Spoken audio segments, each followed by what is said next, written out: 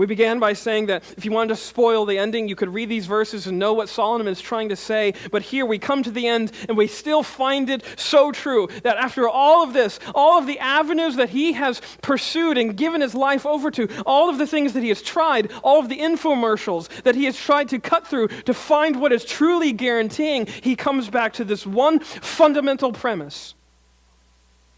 That the only thing that's guaranteed is to fear God and keep his word. 2, as the hymn says, trust and obey, for there is no other way to be happy in Jesus but to trust and obey. Sounds so simple.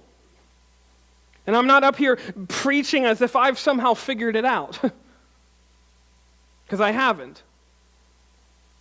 Trusting and obeying, fearing and keeping is a lifelong battle that we will live because we are so given over to the things that Solomon has everywhere described that we want to figure out the future. We want to hopefully make the conditions change by something that we do, by something that we can say, but for all of that we can't. And so what he is now here saying that this is the premise for living a wise life, fearing God and keeping his word. Trusting and obeying.